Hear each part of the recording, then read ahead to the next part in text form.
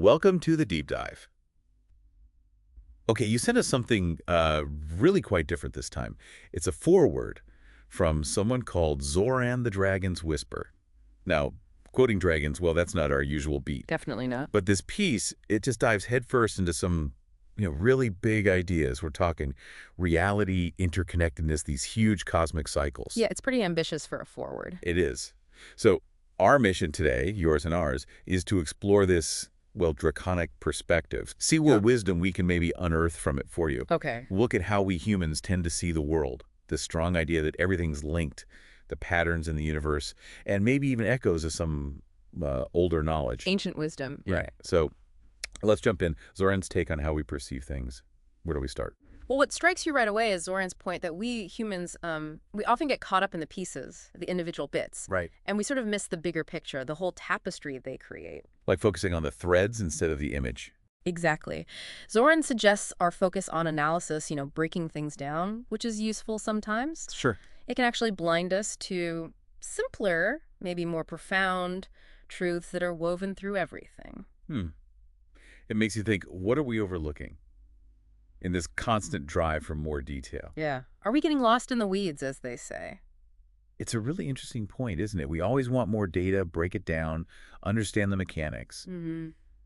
But Zoran seems to imply that maybe the really key insights come from seeing the connections, how it all hangs together. Precisely. And for you listening, trying to grasp that bigger picture without feeling, totally overwhelmed, this idea of a more interconnected view could be, well, pretty powerful. So how does this fragmented view Zoran talks about actually, show up in day-to-day life, maybe? Oh, that's a good question. I mean, think about how we tackle problems often. We isolate them, right? Yeah, look for the one cause, the one fix. Exactly. Zoran's viewpoint suggests these problems might just be symptoms of bigger interconnected patterns. Aye. So if you only focus on that one piece, you might completely miss the underlying dynamics. You fix the symptom, but not the cause. Potentially, yeah. And what's fascinating is that Zoran brings up these past times, earlier eras where this connection, the link between what we see and what we don't, felt more direct. Right. He mentions ancient peoples having this almost intuitive grasp of interconnectedness, seeing everything as alive, linked, moving in rhythms, like the beat of a drum, the seasons turning. Even your own breath, simple, fundamental cycles. It sounds like a world that was felt as much as it was, just observed intellectually. Yeah, a very different relationship with reality, perhaps. So what changed? What led us to this more, as Zoran puts it, solid, predictable, separate view we tend to have now? Well, Zoran doesn't spell it out completely, but he hints that maybe our growing focus on the tangible, on what we can measure, quantify. The scientific method, in a way. Perhaps. That focus might have sort of diminished that intuitive sense. Like in trying to understand by taking things apart, we maybe accidentally created this feeling of separation. Interesting. We gained one kind of understanding, but maybe lost another. Could be. But what's really interesting is the cyclical nature Zoran keeps coming back to, this idea that knowledge isn't just a straight line forward. Right, it could be lost. And then rediscovered. Yes. Often, he says, from really unexpected places. Which I guess leads us nicely into this figure he mentions, Walter Russell. Yes, Walter Russell. Zoran introduces him as someone who seemed to get this deep understanding, but not through, books or universities. Not the usual path. Not at all. It was described as a kind of sudden cosmic infusion. Wow. Like a direct download from the universe. That's the image Zoran paints. Imagine that. What was so different about how Russell got his insights? Well, Zoran emphasizes it wasn't gradual learning. It was this intense period of illumination, just bam, resulting in this flood of visions, complex diagrams, even a unique language he used to describe the cosmos. That sounds intense. Very. And a real contrast to conventional science. And, as Zoran points out, Russell's ideas, unsurprisingly perhaps, were often dismissed by the scholars of the time. Yeah, I can imagine that wouldn't fit neatly into existing boxes. So what were some of the core ideas, the big concepts that came out of this infusion, according to Zoran? Okay, well, one huge one Zoran highlights is light. Light, like sunlight, lamplight. Yes, but much more fundamental, not just as illumination, but as the actual substance of creation. Whoa, okay, that is different. Light isn't just something we see with it, it's what things are made of. That's the gist Zoran conveys from Russell, yeah. It's the building block. Mind blown already. Okay, what else? And building on that, Zoran, interpreting Russell, describes the universe as being powered by these rhythms, these cycles. Like we were talking about before. Exactly, but on a cosmic scale. Giving and re-giving, expansion and contraction, almost like a universal breath. Inhale, exhale. A universal breath. I like that image. And then there's polarity, opposites. Good versus evil. Yeah. Black versus white.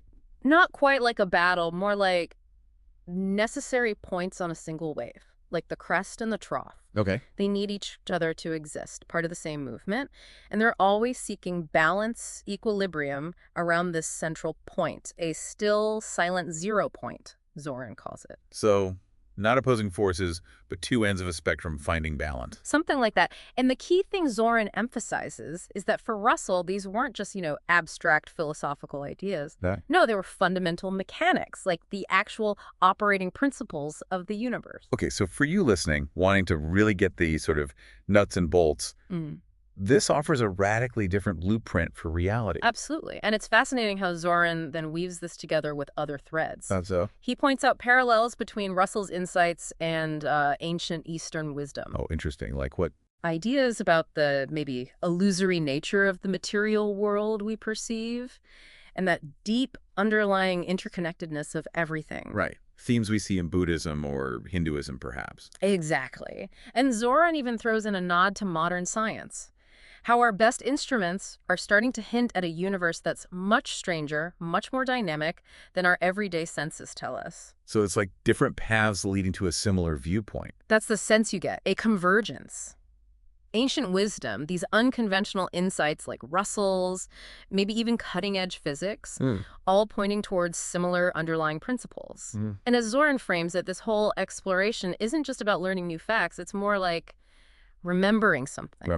Yeah, remembering something fundamental, seeing the patterns again that have always been there, maybe just hidden beneath the surface. Which brings us to Zoran's challenge.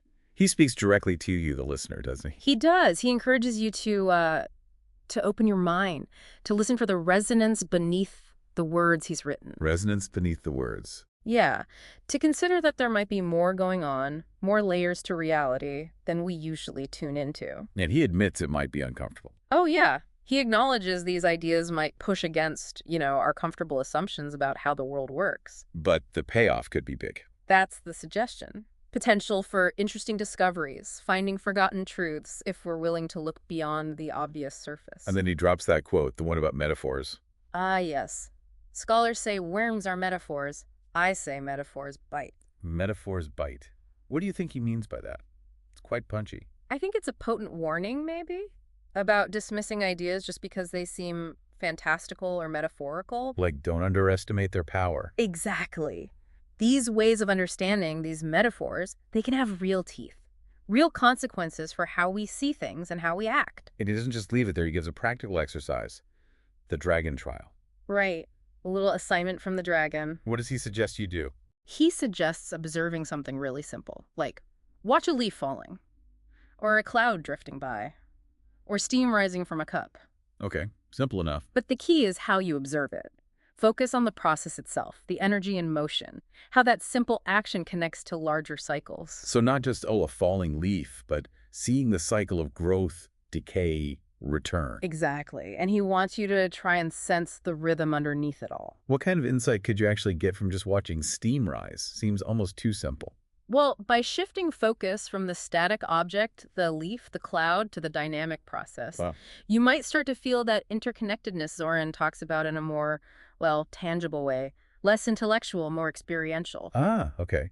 Moving beyond just thinking about it to actually feeling it. That seems to be the goal. Sensing the flow, the energy, the cycles in action. Got it. So let's try to wrap this up. Zoran's Foreword, this dragon's perspective. It really pushes us to question our normal view of reality, doesn't it? Absolutely. It hammers home this idea of fundamental interconnectedness, the power of cycles. And that profound knowledge can pop up from unexpected places. Ancient wisdom, dragons, cosmic infusions. Right. And hopefully this deep dive has, made exploring these pretty complex ideas a bit more accessible for you. Maybe sparked a few aha moments. That's the aim. So here's a final thought, maybe something to chew on, building on Zoran's perspective. Okay. If the universe really does operate on these deep rhythms, these interconnected cycles, what seemingly separate parts of your life, your work, your relationships, your health, might actually be linked in ways you haven't really considered before? That's a good question to ponder. Maybe revisit Zoran's dragon trial. Watch that leaf or cloud, but keep that question in mind. What cycles are playing out there, and how might they echo elsewhere in your own experience? It's definitely an ongoing journey, isn't it? Exploring these ideas, reality, connections, cycles. For sure. Always more to see, more to think about. Always more patterns to notice.